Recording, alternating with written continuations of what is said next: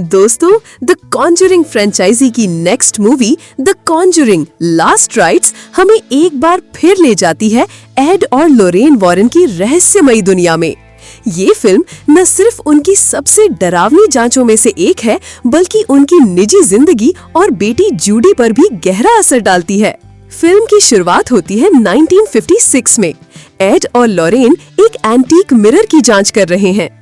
जैसे ही लोरेन उस शीशे को छूती है, वो टूट जाता है और उसे एक भयानक विजन दिखाई देता है।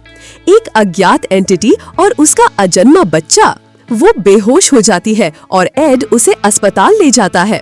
वहीं पर लोरेन बच्ची को जन्म देती है, जूडी। लेकिन जूडी मृत पैदा होती है। अंतिम क्षणों में लोरेन और एड की आस्था और संघर्ष से जूडी को मौत से वापस खींच लिया जाता है।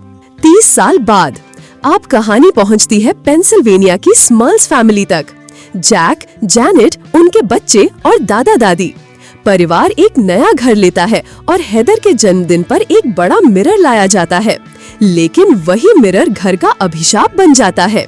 धीरे धीरे घर में अजीब घटनाएं होने लगती हैं।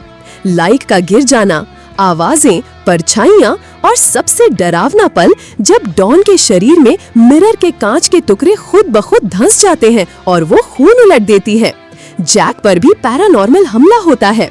परिवार इतना परेशान हो जाता है कि उन्हें प्रेस में जाकर अपनी कहानी बतानी पड़ती है। उधर जूडी बड़ी हो चुकी है और टोनी स्पैरा उसे प्रपोज करता है। लेकिन जूडी की साइकिक शक्ति तेजी से बढ़ रही है। उसे एनाबेल डॉल के डरावने दर्शन होते हैं और एक बूढ़ी औरत उसे मिरर में अटैक करती है।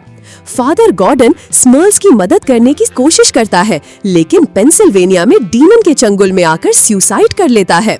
जूडी को विजन आता है और वो खुद अकेली पेंसिल्वेनिया निकल जाती है। वॉरेन्स अपनी बेटी को ढूंढते ढूंढते स्मर्ल्स तक पहुंचते हैं। घर की पैरानॉर्मल एक्टिविटी और भी तीव्र हो चुकी है। लोरेन को पता चलता है कि इस घर में पहले भी हत्याएं हो चुकी थी।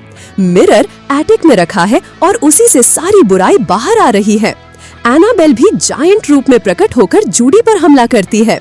मिरर बार बार निकालने पर भी वापस लौट आता है। लोरेन बेसमेंट में फंस जाती है और जूडी धीरे धीरे मिरर की पकड़ में आने लगती है।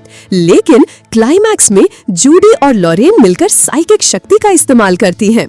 दोनों एक टेलीपैथिक शोडाउन में डीमन को पराजित करती हैं और मिरर चकनाचूर हो जाता है, एक ब्राइट सुपरनैचुरल एक्सप्लोजन के साथ। स्मर्ल्स परिवार 3 साल और उसी घर में रहता है, लेकिन अब भय से मुक्त। वॉरेन्स उस मिरर को अपने अकल्ट म्यूजियम में सुरक्षित कर लेते हैं।